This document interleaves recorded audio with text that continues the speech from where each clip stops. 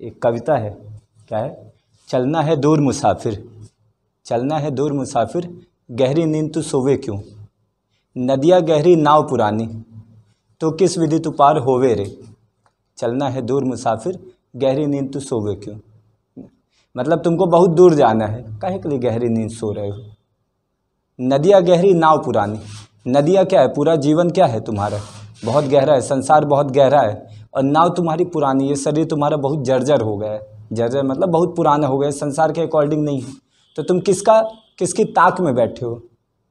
संग तेरे साथ कौन चलेगा, संग तेरे साथ कौन चलेगा, किसकी आस में तू होवे रे, मतलब किसी का साथ नहीं चाहिए यहाँ पे, अकेले चलो, एकला चलो, है ना। सुभाष चंद्र बोस बोलते हैं ना, एकला चलो रे, कोई नहीं मिला साथ में, अकेले चल दो। वो बंदा पुलिस के गिरफ्त में था, वहाँ से निकला और उसके बाद अकेले अफ़गानिस्तान, जर्मनी, जापान, हर जगह, टोक्यो के हर जगह घूम घाम के अकेला, किसी का साथ नहीं लिया। तो ऐसे तो जरूरी नहीं है कि बहुत गहरी नींद सोना नहीं, एक दिन तो सो ही जाना है, तो उस एक दिन सोने से पहले कुछ काम कर लो, ठीक है। कितने साल के हो गए हो? 22-23 साल के, ज़्यादा से ज़्यादा कितना, 40-50 साल के और मेहमान, ऐसे ही निपट जाना है। पर कहे के लिए इतना सोने में लगे हो, थोड़ा बैठो एसी में आराम करो। ठीक है, तो चलिए फिर शुरू करते हैं। तो हेलो फ्रेंड्स, आज हमारा मॉडर्न हिस्ट्री है, आधुनिक भारत है। आधुनिक भारत का हमारा टॉपिक है आज मुग़ल साम्राज्य। हालांकि मुग़ल साम्राज्य का पतन हम पढ़ेंगे, चूँकि औरंगजेब के बाद की कहानी हमारी चल रही है, तो जो मुग़ल साम्राज्य वो हमारा मध्यकालीन भारत में आएगा, मिडाइवल हिस्ट्री में आएगा। लेकिन मुग़ल साम्राज्य का पतन आफ्टर औरंगजेब वो हमारा आधुनिक भारत का हिस्सा रहता है। तो आज जो हम पढ़ेंगे मुग़ल साम्राज्य का पतन और विघटन, मुग़ल साम्राज्य का पतन और विघटन। अब देखिए, मुग़ल साम्राज्य का पतन और विघटन, अब इसमें एक डेट महत्वपूर्ण हो जाती है, औरंगजेब की कब मृत्यु होती है। तो ये डेट है 3 मार्च 1707 को, 3 मार्च 1707 को औरंगजेब की क्या हो रही है, मृत्यु। पतन और विघटन एक ही वर्ड है। देखो, पतन मतलब होता है समाप्त होना, मुग़ल साम्राज्य में कुछ कमजोरी आ रही है, और विघटन मतलब अब वो कोलैप्स कर गया, पूरी तरीके से टूट गए। पतन मतलब कि अब वो धीरे धीरे कमजोर हो रहा है, और विघटन मतलब वो पूरी तरीके से कोलैप्स कर जाना, ठीक है। दोनों के मतलब में अंतर हो जाता है, अर्थ में अंतर हो जाता है। तो 3 मार्च 1707 को क्या हो रही है, आपके औरंगजेब की मृत्यु। अब आपका औरंगजेब, ठीक है, चलो भाई। तो औरंगजेब की 3 संतानें। अब कभी कभार नाम उतने ज़्यादा महत्वपूर्ण नहीं होते, लेकिन कहानी को समझने के लिए नाम की भी ज़रूरत होती है। तो एक इनका बेटा था मुअज्जम, बड़ा बेटा, दूसरा बेटा था आजम, और तीसरा बेटा था कामबख्श। इसकी मौत हो गई है। औरंगजेब, किसकी मौत हो गई,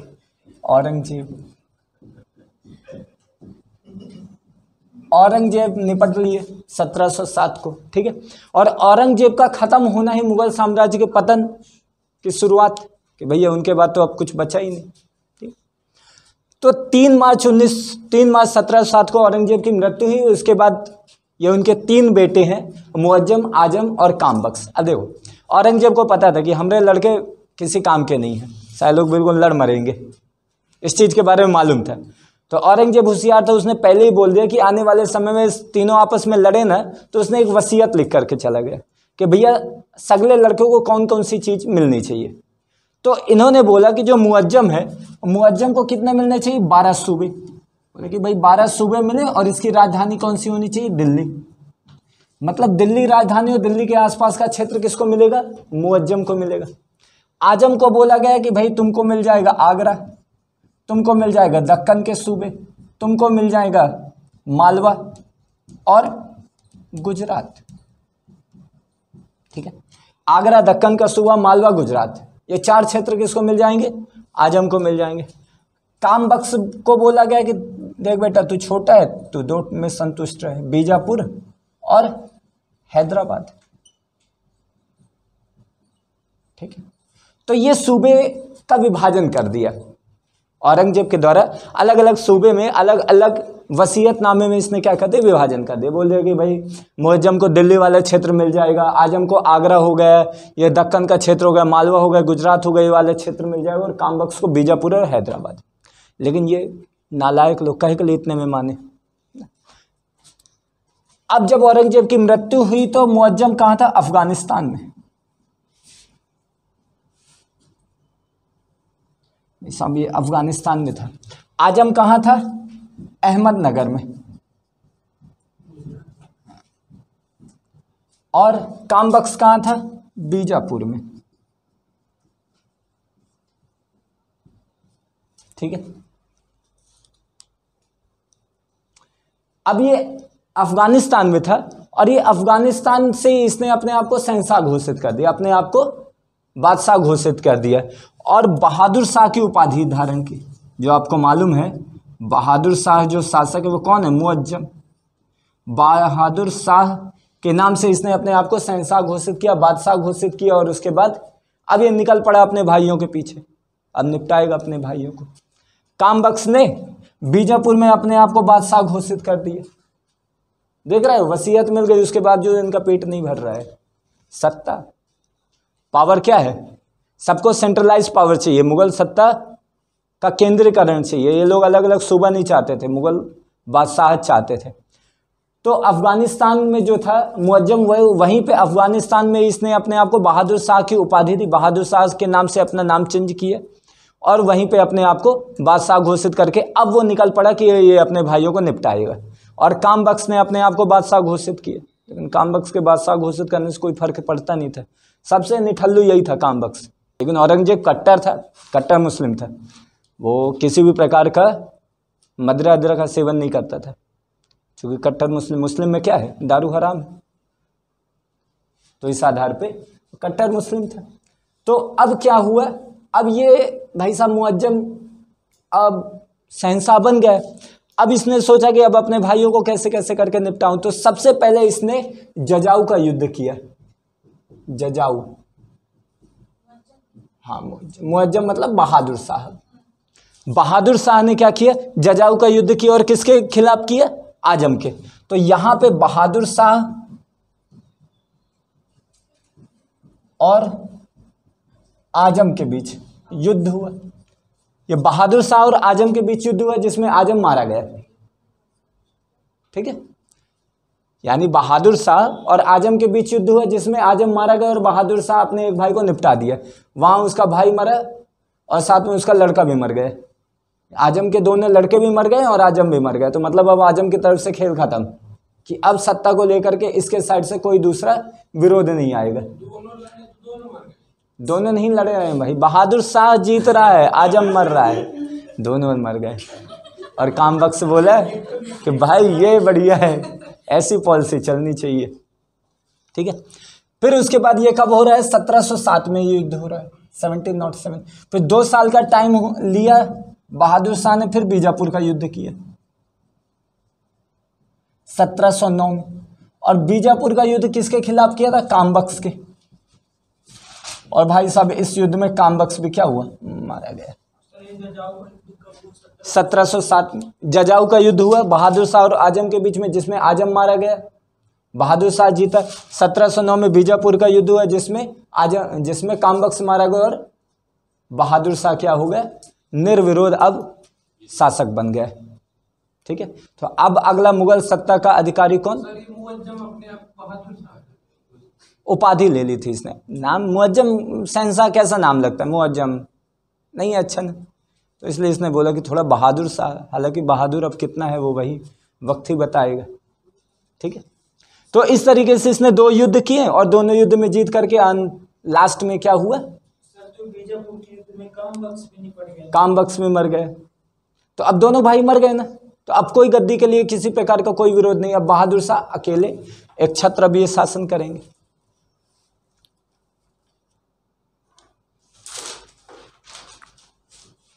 तो देखिए, अब इसके बाद अपन आते हैं बहादुर शाह प्रथम, कि भैया इसके समय में क्या क्या चीजें हो रही।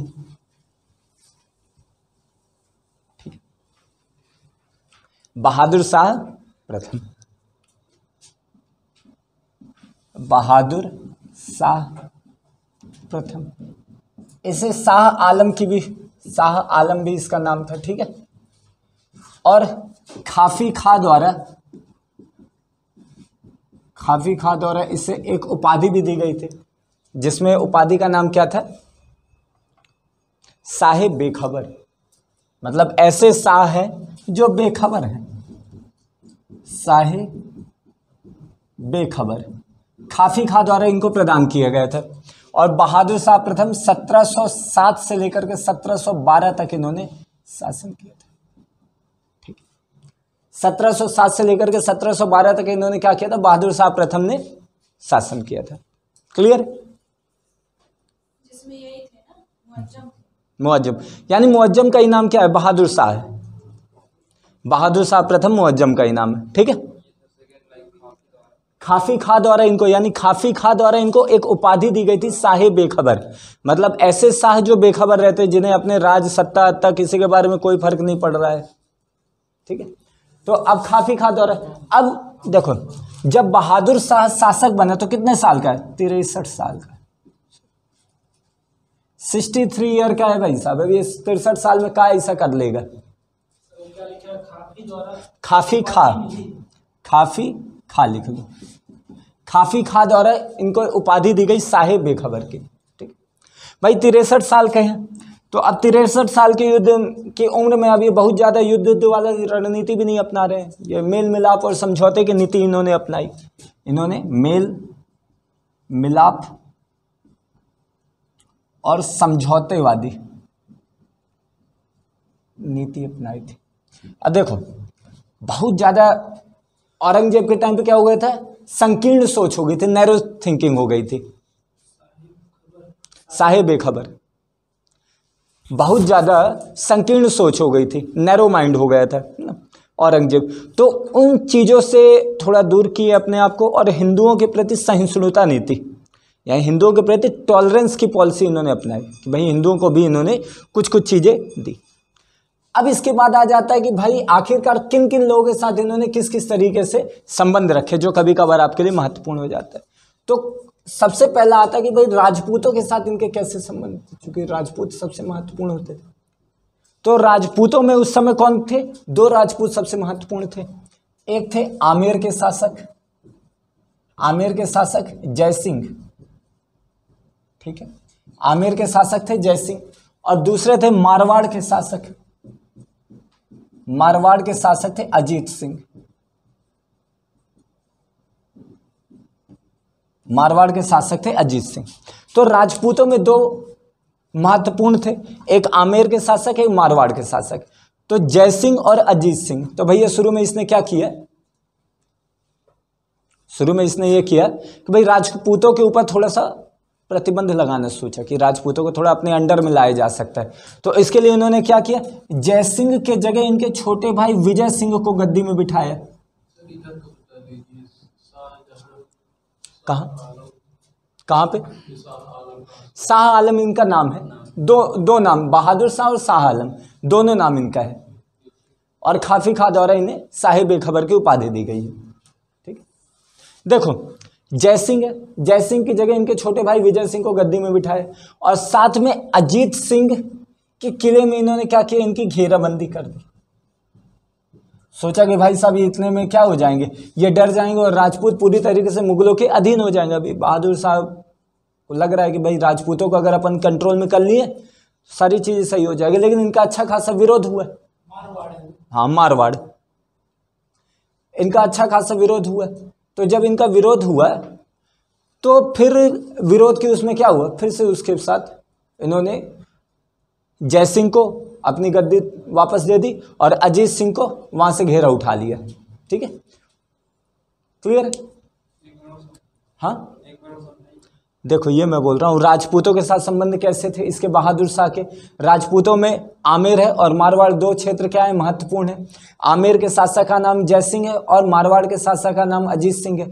शुरुआत में इसने अपनी नीति राजपूतों के प्रति कट्टर रखी, ठीक है। शुरुआत में राजपूतों के खिलाफ इसने थोड़ी कठोर नीति अपनाई, जिसके अधीन इसने क्या किया, जयसिंह के छोटे भाई विजय सिंह को गद्दी पर बिठाया और साथ में अजीत सिंह के किले पर घेराबंदी की।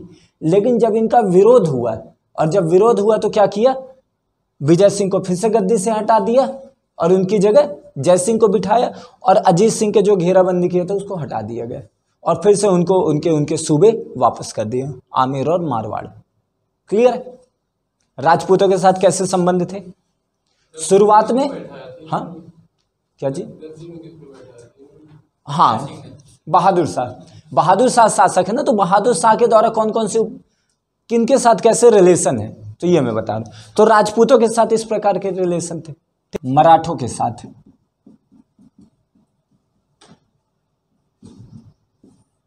मराठों के साथ देखो, मराठों में उस समय कौन थी जो मुख्य थी? ताराबाई थी। ताराबाई जो थी वो शासका थी जो मुख्य थी, क्योंकि साहू जी महाराज किसके? औरंगजेब के कब्जे में थे। औरंगजेब ने साहू जी महाराज को अपने यानी एक तरीके से बंदी बना करके रखा था, छोटे में ही अपने साथ ले गए थे। तो साहू जी महाराज क्या थे? बंदी थे। लेकिन जैसे औरंगजेब की मृत्यु होती है, साहू जी महाराज को बहादुर शाह क्या करता है? छोड़ देता है, मुक्त कर दिया। अब मुक्त क्यों किया साहू जी महाराज को? मुक्त कर दिया ताकि साहू जी महाराज और ताराबाई, अजीत सिंह के भी पुत्र थे सर, उनकी घेराबंदी। नहीं, अजीत सिंह के पुत्र घेराबंदी नहीं, अजीत उस टाइम पे कर, अजीत सिंह के किले में उन्होंने घेराबंदी की थी। इसीलिए जिस टाइम पे मैं बोलूं उस टाइम पे थोड़ा सुना करो और थोड़ा फास्ट आओ। अजीत सिंह के बेटे थे घेराबंदी सिंह। ठीक है, तो साहू जी महाराज और ताराबाई के बीच में क्या हो? साहू जी महाराज और ताराबाई के बीच में क्या हो? दोनों के बीच में बन ना पाए, और ताराबाई मराठों के बीच में क्या रहे? हमेशा अवस्था फैली रहे। इसलिए साहू जी महाराज को मुक्त कर दिया। लेकिन साहू जी महाराज को पूर्ण रूप से मराठों का सरदार नहीं माना, मराठों का राजा नहीं माना। ठीक है, साहू जी महाराज और ताराबाई के बीच में क्या हो? दोनों के बीच में मतभेद बना रहे। क्योंकि पहले कौन थी? ताराबाई, जो मराठों का नेतृत्व कर रही थी। साहू जी महाराज कहाँ थे? औरंगजेब के गिरफ्त में थे। औरंगजेब ने इनको अपने यहाँ पे बंदी बना के रखा था। औरंगजेब की जैसे मृत्यु हुई तो साहू जी महाराज को बहादुर शाह ने मुक्त कर दिया। क्यों मुक्त कर दिया? ताकि साहू जी महाराज जाएं तो ताराबाई का जो नेतृत्व है उसको चुनौती दें, ताकि मराठों के बीच में क्या हो, फिर से एकता ना आए। साहू जी महाराज को गिरफ्त में क्यों कर? देखो, साहू जी महाराज औरंगजेब के टाइम पे जो मराठे थे मुख्य भूमिका में थे। ऐसे पहले किया जाता था ना, जैसे शिवाजी को कौन? औरंगजेब अपने उसमें कर लिया था। शिवाजी हो गए, शिवाजी के बेटे है ना, दोनों थे। फिर उसके बाद ऐसे ही साहू जी महाराज को आने वाले समय में उनको भी अपने बंदी बना लिए गए। ऐसे वो करता था, पहले युद्ध हुआ करते थे और युद्ध के उसमें ये किया जाता था कि भाई अगर आपको हम तभी छोड़ेंगे जब आपके यहाँ कोई सुरक्षित रहे हमारे यहाँ, ताकि आप हमारे खिलाफ किसी प्रकार की कोई दूसरी रणनीति ना अपना पाओ। तो इसलिए किया जाता था। ठीक है, पॉलिटिक्स होती थी युद्ध के खिलाफ, है ना, युद्ध के अगेंस्ट में ऐसा किया जाता था कि आने वाले समय देखो, अगर मराठों के साहू जी महाराज अगर उनके पास हैं तो मराठे मुगलों के खिलाफ कोई भी कदम उठाने से पहले सोचेंगे ना, क्योंकि भाई हमारे महाराज ही उनके पास हैं। तो आने वाले टाइम में मराठों को शांत करने के लिए, चूंकि मराठे क्या महत्वपूर्ण शक्ति बन गए थे, तो मराठों को शांत करने के लिए साहू जी महाराज को अपने यहाँ क्या कर लिए? उन्होंने बंदी बना लिए। बंदी मतलब कि अपने यहाँ महल में उन्हें सुरक्षित रखा, ताकि वो कहा जाता है नज़रबंदी रखना कि भाई अपने सामने उनको रखा गया है। लेकिन जैसे औरंगजेब की मृत्यु हो रही है तो भाई बहादुर शाह बोल रहा है कि और किस तरीके से हम, चूंकि ताराबाई के नेतृत्व में उठ खड़ा हुआ है मराठा साम्राज्य, तो बोला कि भाई ताराबाई के नेतृत्व को पूरे के पूरे मराठे मान रहे हैं, तो अब ऐसा करते कि हम साहू जी महाराज को मुक्त कर देते हैं। जब साहू जी महाराज जाएंगे तो ताराबाई का जो नेतृत्व जो स्वीकार नहीं कर रहा था, जो साहू जी महाराज के लिए जिसका सॉफ्ट कॉर्नर होगा, वो इनके साइड आ जाएंगे, तो मराठे फिर से दो गुट में हो जाएंगे, और दो गुट में हो जाएंगे तो उन्हें आसानी से क्या किया जा सकता है? हराया जा सकता है। ठीक है, और साथ में क्या किया गया था? चौथ और सरदेशमुखी। चौथ और सरदेशमुखी ये क्या थी? ये मराठों के द्वारा कुछ क्या लिया जाता था? कर के अलावा लिया जाता था। सरदेशमुखी का अधिकार दिया था, सरदेशमुखी का अधिकार दिया, लेकिन चौथ का अधिकार नहीं दिया, नहीं दिया।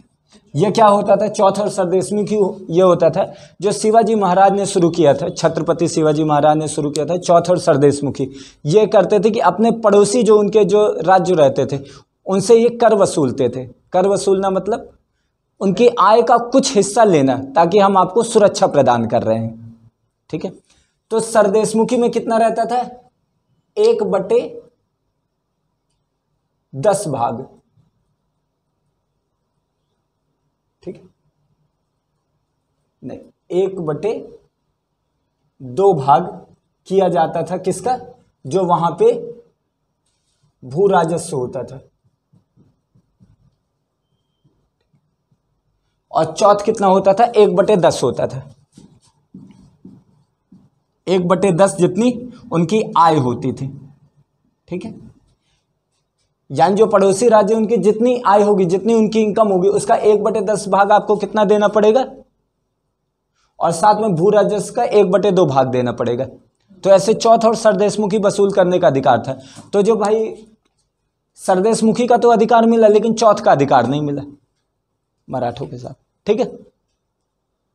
और इसके बदले में वो पड़ोसी राज्यों को सुरक्षित रखते थे कि उनके ऊपर वो आक्रमण नहीं करेंगे, और अगर आप नहीं दोगे तो वो आक्रमण कर देंगे, ठीक। मराठे। अब इसके अलावा इनका सिखों के साथ कैसे संबंध थे, भाई साहब देखो सिखों के साथ इनके संबंध कैसे थे। सिखों के साथ इनके संबंध, गुरु गोविंद सिंह के साथ इन्होंने क्या किया था, संबंध सुधार लिए थे और सिखों का विद्रोह को दबा दिया था। लेकिन जब बंदा बहादुर आया, बंदा बहादुर कौन, गुरु गोविंद सिंह के बाद, गोविंद सिंह के साथ इन्होंने अच्छी नीति अपनाई। जो गुरु गोविंद सिंह थे, गुरु गोविंद सिंह के साथ इन्होंने समझौता कर लिया था। लेकिन जैसे गुरु गोविंद सिंह की मृत्यु होती है, उसके बाद उनका कौन उत्तराधिकारी बनता है, बंदा बहादुर, ठीक है। तो भाई साहब जो बंदा बहादुर है, अब जब बंदा बहादुर क्या करता है, विद्रोह करता है, तो भाई साहब उस विद्रोह को दूर कर, उस विद्रोह को खत्म करने के लिए खुद बहादुर शाह जाता है। मतलब बंदा बहादुर के टाइम पे क्या हो गया, थोड़ा नीति बदल ली। यानी सिखों के प्रति कैसी नीति थी, कठोर नीति। क्वेश्चन तुमसे पूछेगा कि भाई बहादुर शाह ने सिखों के प्रति किस प्रकार की नीति अपनाई, राजपूतों के प्रति किस प्रकार की, मराठों के ऊपर किस प्रकार की, ठीक है, 4 ऑप्शन दे देगा तो आप उसको समझिए। यानी सिखों के प्रति कैसी कठोर नीति अपनाई थी। अब उसके बाद ये सब हो जाता है। अब देखो इतना सब चीज करने के बाद अब कुछ बहादुर शाह के पास बच नहीं रहा है। कोशिश तो उसने बहुत की, लेकिन क्या हो रहा है कि साम्राज्य बिल्कुल बिखर चुका है, असंतोष बहुत ज़्यादा है, पदोन्नति दिया जा रहा है। लोगों को खुश करने के लिए क्या कर रहा है बहादुर शाह, पदोन्नति दे रहा है, प्रमोशन दे रहा है, भाई मित्रवत संबंध बनाने के लिए किसी को कुछ रियायत दे रहा है, कोई जागीर दे रहा है, उसके अधीन क्या हो रहा है, धीरे धीरे अब मुगल साम्राज्य के पास पैसे नहीं बच रहे हैं, उसकी व्यवस्था बिल्कुल खत्म होती जा रही, प्रशासन पूरा चरमरा रहा है। और इसी बीच क्या हो जा रही है, बहादुर शाह की मृत्यु। 1712 में बहादुर शाह क्या हो जा रहा है, मर जा रहा है। मतलब बहादुर शाह कुछ सोच पाता अपने प्रशासन को सुधारने में, उससे पहले क्या हो गए, फिर से उत्तराधिकार को लेकर के युद्ध शुरू हो गए, ठीक है। यानी बहादुर शाह की मृत्यु 1712 में। बहादुर शाह के 4 बेटे, जहांदार शाह, जहान शाह, रफी उस शान और अजीम उस शान, ये 4 बेटे, और चारों बेटों के बीच में क्या हो गए, उत्तराधिकार को लेकर के युद्ध हो गए। ऐसा उत्तराधिकार को लेकर के युद्ध हुआ कि 10 सप्ताह तक बहादुर शाह की कब्र को दफन ही नहीं किया गया। लड़े जा रहे हैं कि भैया सत्ता हमें मिलेगी, हमें मिलेगी, हमें मिलेगी, ठीक है। उसमें जीता जहांदार शाह, ठीक है। हालांकि जहांदार शाह में कोई मजबूती नहीं थी, लेकिन उसको मिल गया एक अमीर, एक बहादुर अमीर, जिसका नाम था क्या, जुल्फिकार खान। और जुल्फिकार खान ने क्या किया, जिता दिया, ठीक है। क्लियर है ये चीज, कहानी है ये, लेकिन कहानी अपने में महत्वपूर्ण है। तो क्या हो रहा है भाई, 1712 में मृत्यु हो रही है बहादुर शाह की। और जब 1712 में मृत्यु हो रही है तो भाई साहब उसके 4 बेटे हैं, जहांदार शाह, रफी उस शान, अजीम उस शान अंजीम उस शान, और चौथे बेटे का नाम था जहान शान। ये चारों बेटे में जहांदार शाह क्या है, युद्ध जीत रहा है, और युद्ध जीत किसके भरोसे रहा है, जुल्फिकार खां के। रफी उस शान किसके उसमें जीत रहा है, जुल्फिकार खां के उसमें जीत रहा है। जुल्फिकार खां कौन है, एक ईरानी अमीर है, यानी अमीरों का एक गुट रहता था। देखो अलग अलग जगह से आए रहते थे। अब देखते देखते ना, मुगल के यहाँ अफगानी भी थे, ईरानी भी थे, हिंदुस्तानी भी थे, है ना, ये सारे गुट अलग अलग रहते थे। तो ऐसे जो जुल्फिकार खां था वो ईरानी अमीर था। जहान शान कहाँ से आ गए, जहान शान चौथा बेटा है। बहादुर शाह के 4 बेटे हैं, और बहादुर शाह के 4 बेटे आपस में उत्तराधिकार के लिए, रफी उस शान और अजीम उन शान, ठीक, ये 4 लोग हैं जिसको लेकर के क्या हो रहा है, पूरा का पूरा युद्ध शुरू हो रहा है।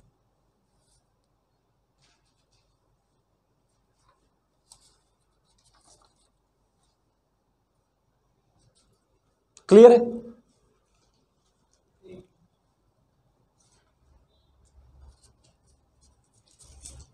इसको लिख लीजिए, फिर जल्दी से इसको भी खत्म कर देते हैं।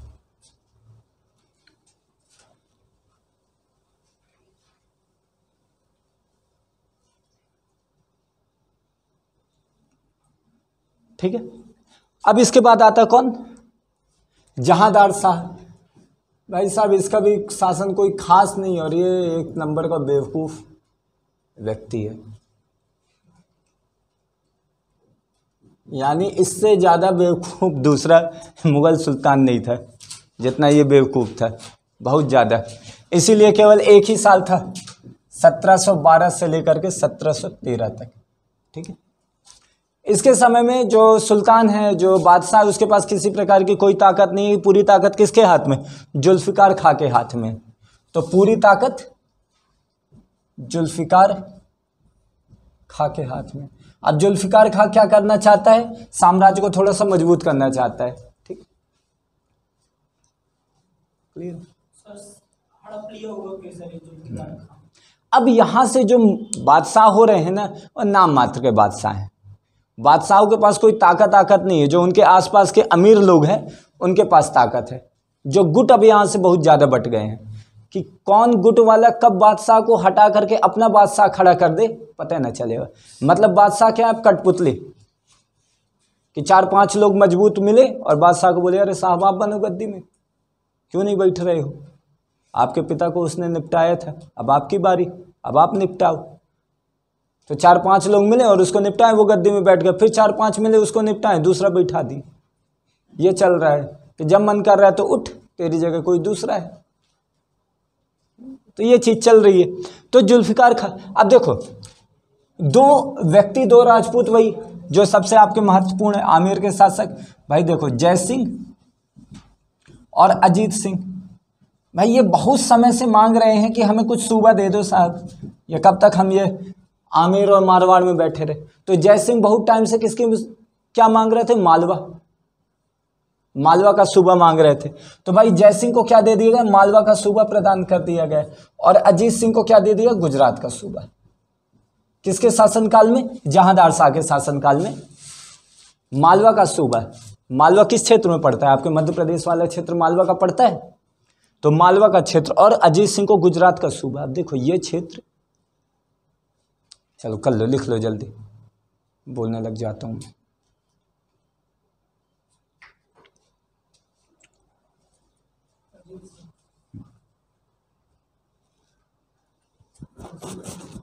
अब देखो जय सिंह को मिर्जा राजा की उपाधि दी, ये एक और लिख लो, जय सिंह को मिर्जा राजा की उपाधि दे दी गई, और अजीत सिंह को महाराजा की उपाधि। जहांदार शाह के शासनकाल में जय सिंह को मिर्जा राजा की उपाधि और अजीत सिंह को किसकी उपाधि दे दी गई, महाराजा की उपाधि। ये उपाधियां भी मिल गई, महाराजा की उपाधि। अब देखो मालवा और गुजरात क्यों महत्वपूर्ण है? मालवा और गुजरात महत्वपूर्ण इसलिए हैं बिकॉज ऑफ मिर्जा राजा, मिर्जा राजा, ठीक है, हाँ, जहांदार शाह के शासनकाल में ये उपाधि मिल रही है। अब देखो मालवा क्यों महत्वपूर्ण है? मालवा,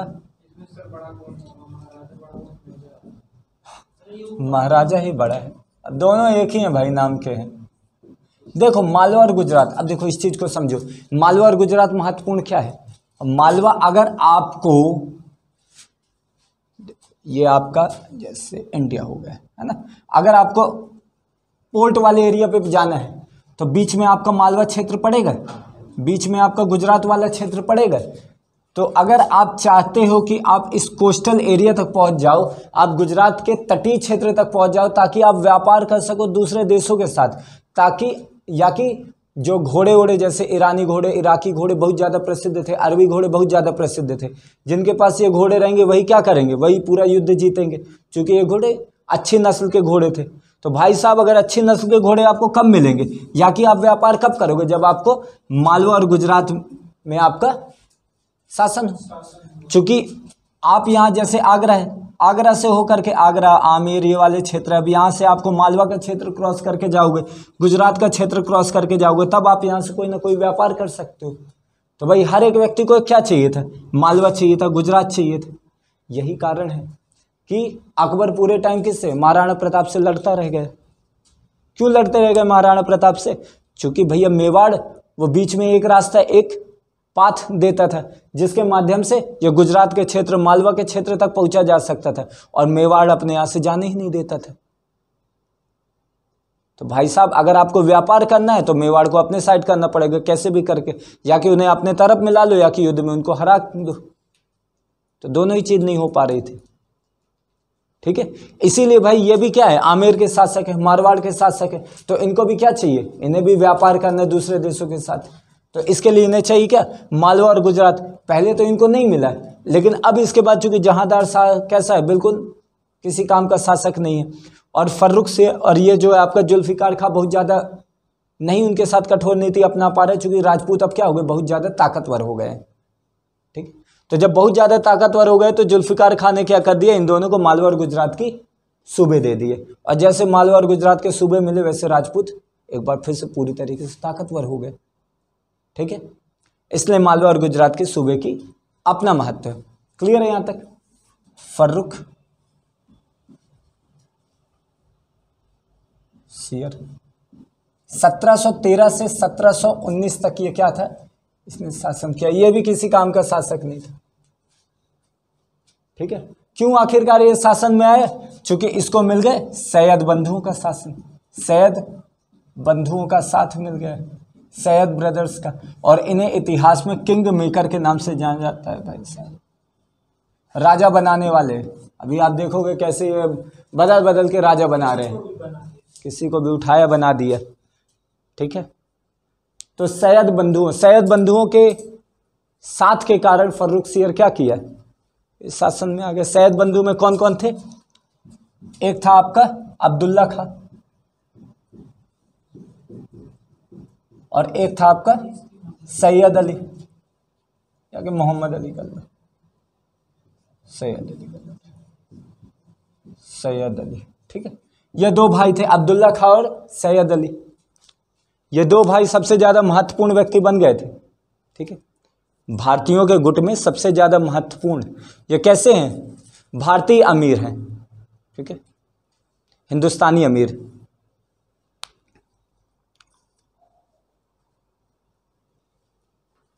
सैयद अली की जगह हुसैन अली कर लो, हुसैन अली, ठीक है। दो भाई का नाम अब्दुल्ला खां और हुसैन अली। भाई साहब ये जो हैं, ये दो व्यक्ति सबसे ज़्यादा महत्वपूर्ण व्यक्ति हैं। अब इन्होंने क्या किया, इन्होंने सबसे पहले जैसे ये साम्राज्य में आए फर्रुख सियर, इन्होंने अपने देश से, अपने राज्य से जजिया कर को समाप्त कर दिया। तो भाई इसलिए ये थोड़ा सा महत्व में आ जाते हैं, जजिया कर को समाप्त कर दिया। धर्म के ऊपर लगता है, हाँ, जो धर्म के ऊपर लगता था, धार्मिक तीर्थ यात्रा के ऊपर लगता था जजिया कर, कि जो भारतीय रहे करते थे उनको धार्मिक स्थल पे जाना रहता था तो उसके बदले में उन्हें एक कर देना पड़ता था जिसका नाम था जजिया कर। ठीक है, सैयद बंधु आ रहे हैं, देखो सैयद बंधु आ रहे हैं सेनापति, पहले ये सैनिक है, सैनिक के पद में आए। औरंगजेब के टाइम पे सैनिक के पद में आए, लेकिन धीरे धीरे इनका कद बढ़ता गया। अब देखो चूंकि शासक उतना ज़्यादा शक्तिशाली है नहीं और अभी लूट मची हुई है, जो शक्तिशाली आए और लूट के चला जाए, तो अब क्या है कि अब इनका कद बढ़ता जा रहा है सैयद बंधुओं का। और सैयद बंधुओं का इतना कद बढ़ गया कि एक टाइम के बाद अमीर हो गए, और जब अमीर मतलब अमीरों के गुटों में शामिल हो गए, हिंदुस्तानी अमीर हो गए। और जब ये अमीर हो गए तो इन्होंने किसको, जो तुम्हारा जहांदार शाह है उसको हटा दिया, और जो तुम्हारा जुल्फिकार खां है उसको मरवा दिया, और उसकी जगह में फर्रुख सियर को बिठा दिया। ठीक है, क्लियर है। ये दोनों भाइयों का नाम है सैयद बंधु, अब्दुल्ला खां और हुसैन अली, दो भाई हैं। क्लियर है यहाँ तक भाई। इन्होंने क्या, एक राजपूतों से और अच्छे रिश्ते संबंध और बढ़ाने के लिए उन्होंने क्या किया, अजीत सिंह की बेटी का विवाह किसके साथ करवा दिया, फर्रुख सियर के साथ। तो लो भाई अब क्या करोगे, अब तो तुम्हारे वैवाहिक संबंध हो गए हैं। अब इसके बाद तो राजपूत और फिर से बहुत अच्छे संबंध। ठीक है, तो क्या किया है इन्होंने, अजीत सिंह की पुत्री का विवाह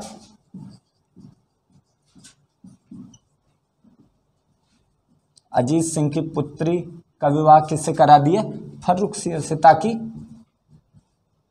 और ज़्यादा संबंध बेहतर हो सके। पहले विवाह ऐसा ही होता था, संबंधों को प्रगाढ़ करने के लिए, संबंधों को बेहतर करने के लिए विवाह की नीति अपनाई जाती थी।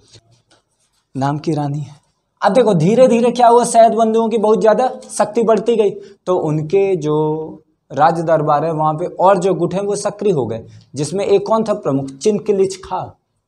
कौन था, चिनकिलिच खां और आमीन खां। ये दो व्यक्तियों ने क्या किया, ये फर्रुख सियर के साथ मिले, फर्रुख सियर के साथ मिले और सैयद बंधुओं के खिलाफ इन्होंने क्या करना शुरू किया, कुछ ना कुछ भड़काना शुरू किया, विद्रोह करना शुरू किया। और यहाँ पे ये हुआ कि भाई ये जो हुसैन अली है, चिनकिलिच खां है। अब चिनकिलिच खां ही आपका निजामुल मुल्क, जो हैदराबाद का निजाम है ना, वही चिनकिलिच खां है। मतलब चिनकिलिच खां क्या हो रहा है, अब बड़ा हो रहा है, एक दूसरे अमीर अब तैयार हो रहे हैं, दूसरी गुटबाजी चल रही है। तो चिनकिलिच खां और अमीन खां ने क्या किया, फर्रुख सियर के साथ मिलकर के फर्रुख सियर को भड़काया कि भाई देखो सैयद बंधुओं के पास पूरी ताकत है, तो तुम तो नाम मात्र के राजा हो, तो कुछ करो। तो षड्यंत्र शुरू किया गया सैयद बंधुओं के खिलाफ। और सैयद बंधुओं के खिलाफ षड्यंत्र में पहला कदम क्या किया, हुसैन अली को क्या कर दिया गया, हुसैन अली को दक्कन का सूबेदार बना दिया गया। अब दक्कन का सूबेदार बनाने के पीछे कारण क्या है कि भैया हुसैन अली कहाँ चला जाएगा, दक्कन में चला जाएगा। और जब दक्कन में चला जाएगा हुसैन अली, तुम लोग लिख रहे हो, लिख लो, ठीक है। देखो जब दक्कन में चला जाएगा हुसैन अली, तो दोनों भाइयों की जो एकता है वो टूटेगी। दोनों भाई अभी ताकतवर है, एक भाई कहाँ चला जाएगा, दक्कन, एक भाई कहाँ रहेगा, दिल्ली में। तो भाई आराम से क्या किया जा सकता है, और दक्कन में वो चला जाएगा तो उसे वहां दक्कन में मरवाया भी जा सकता है। हाँ, हुसैन अली जो है, देखो यहाँ पे क्या हो रहा है ना, इस चीज को और समझो। देखो हुसैन अली ने क्या किया, बालाजी विश्वनाथ, अब यहां से नाम समझो, बालाजी विश्वनाथ का साथ लिया। अब देखो बालाजी विश्वनाथ कौन है, पेशवा, मराठा जो है साहू जी महाराज का कौन है, पेशवा है बालाजी विश्वनाथ। बाजीराव है ना, नाम सुने बाजीराव मस्तानी, हमने वही देखे होंगे। तो जो बाजीराव मस्तानी, जो बाजीराव, उसके पिता का नाम क्या है, बालाजी विश्वनाथ। और बालाजी विश्वनाथ के साथ मिलकर के हुसैन अली अब देखा कि भाई चूंकि शहंशाह जो है बादशाह हमारे खिलाफ षड्यंत्र कर रहा है, तो भाई मेरे को भी किसी का साथ चाहिए। तो उसने किसको साथ पकड़ा, बालाजी विश्वनाथ का, कि भाई मराठों का साथ करते हैं। और बालाजी विश्वनाथ का साथ करके उसने फर्रुख सियर को ही मरवा दिया। और फिर उसके बाद अपना दूसरा शासक तैयार, ठीक है, रफ़ीउद्दर्जात, रफ़ीउद्दौला, ये दो व्यक्ति ना। तो ये सब बिल्कुल छोटे छोटे कार्यकाल के लिए आए थे, ठीक है, क्लियर है। तो आज की क्लास में अपन इतना ही करते हैं, ठीक है। अगली क्लास में क्या करेंगे, इसके बाद से शुरू करेंगे और फिर उसके बाद नादिर शाह का आक्रमण, अहमद शाह अब्दाली का आक्रमण, ये दो महत्वपूर्ण करके इस टॉपिक को ख़त्म कर देंगे। फिर उसके बाद दूसरा टॉपिक आएगा। So thank you very much for this session. फिर कल मिलते हैं, चलिए।